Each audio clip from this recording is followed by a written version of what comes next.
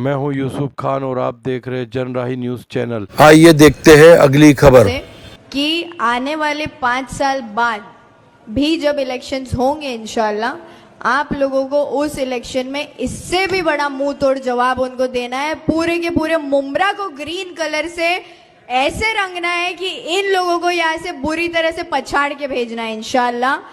हर एक कैंडिडेट इंशाल्लाह 5 साल बाद सिर्फ और सिर्फ MIM का आएगा, क्योंकि अब इलेक्शन में आप मजलिस की ताकत समझ चुके हैं और ये ताकत हमको अल्लाह से आती है। गत कुछ वर्षों से मुंबई महाराष्ट्र में बड़े प्रमाण में बांग्लादेशियों को लाना, मुस्लिम आक्रामकता, ये नई मुस्लिम लीग MIM का एक एजेंडा है।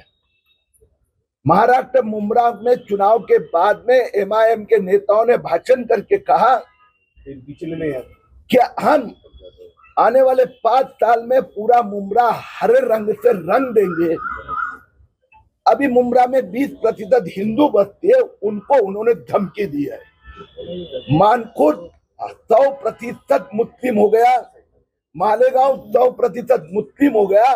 अभी उसके बाद में मुंब्रा को 100% मुस्लिम बनाना, ये उनका टारगेट, और उसके बाद में मराठी मुंबई को मुस्लिम मुंबई बनाना।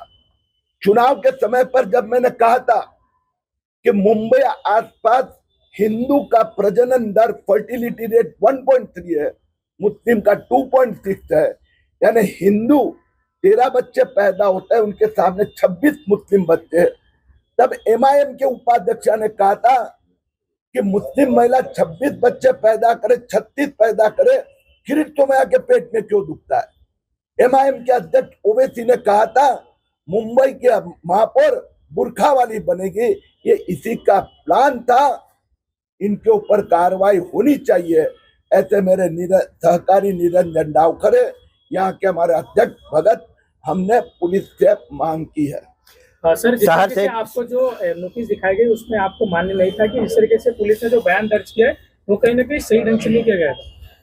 कल मैंने पुलिस से बात की, उसके बाद में उन्होंने एक सो कोल्ड एक्सप्लेनेशन MIM की ओर से दिया गया, जिसमें पहले पैराग्राफ में लिखा है हमको हरे धार लगा के हरे रंग से, और मैंने पुलिस को वीडियो दी वो भाषण की, उसमें स्पष्ट लिखा है या अल्लाह इंशाअल्लाह हम मानकुट को पूरा हरा बना देंगे। मुंबई महाराष्ट्र में शिवाजी महाराज का भगवा झंडा ध्वज, वहां वो हिंदुओं को धमकी दे रही थी। उन्होंने कहा दूसरे पैराग्राफ में, अगर किसी की धार्मिक भावना को दुख पहुंचा होगा तो माफी मांगेगा, हमें यह मंजूर नहीं है। ये हिंदुओं को धमकी थी, कार्रवाई पुलिस ने करनी पड़ेगी। तो वीडियो देखा है? हाँ, मैंने देखा है। नहीं देखा है, मैं आपको बताता हूँ। उसमें कहीं पर झंडा की बात नहीं है, कहीं पर झाड़ की बात नहीं है।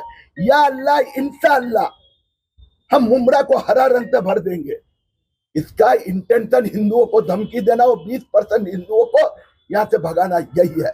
ओके, बीजेपी के नीतीश राणे सर भी तो बोलते हैं सर मुसलमान के खिलाफ, तो उसके लिए भी कार्रवाई होनी चाहिए कि नहीं होनी चाहिए? सॉरी, नीतीश राणे सर भी मुसलमान के खिलाफ अब सब कुछ ना कुछ बोलते रहते हैं, तो उसके लिए कुछ कार्रवाई होनी चाहिए कि नहीं होनी चाहिए? जैसे सब सम्मान एक ही सम्मान है। कुछ स्पेसिफिक आप कहेंगे तो मैं प्रतिक्रिया दे पाऊंगा, जनरल में तो कैसे देंगे। कलर को लेकर, हरे रंग को लेकर किसी को बांट देना, ये कहाँ तक? संविधान ने तो किसी को बांटा नहीं है ना। आपके साथ माफी मैंने उसको दे दिया है, उससे माफी भी मांगी। जी जी, नहीं बोलने का मतलब सर ये है ना कि जैसे आपने कहा ना कि जो लेडीज MIM की जीती है यहाँ पे, उन्होंने ऐसा अब सब यूज किया है, तो अपने नीतीश राणे सर भी जो मुसलमान के खिलाफ बोलते ही रहते, तो उनके खिलाफ भी कुछ कार्रवाई होनी चाहिए कि नहीं होनी चाहिए? यानी मेरे बोलने का मतलब सर यही है ना कि सब एक ही जैसे, सबका खून लाली है सर। किसी भी व्यक्ति ने किसी की धार्मिक भावना भड़काना या धमकी देना, किरीट सोमैया धमकी देता है, मैं बताता हूँ। हाँ सर, मुस्लिम बांग्लादेशी के खिलाफ धमकी देता है, और अभी भी दूंगा। Yes sir. कोई भी बांग्लादेशी मुस्लिम हिंदुस्तान में घुसखोर आएंगे, उनको उठाकर वापस बाहर भेज देंगे। बीजेपी के सीनियर जो नेता है माननीय किरीट जी सोमैया सर और यहाँ के MLA जो है निरंजन जी डावकरे सर, ये दोनों यहाँ की जो एक सार यूनुस शेख करके कारपोरेटर चुन के आई है MIM की, उसने एक वादग्रस्त स्टेटमेंट दिया था। उसके हिसाब से उन्होंने एक यहाँ पे निवेदन दिया है, मगर जो सार शेख ने जो स्टेटमेंट दिया था उससे जो लोगों में थोड़ा सा असंतोष था, तो उसके कारण उसका हमने स्टेटमेंट लिया है, उसको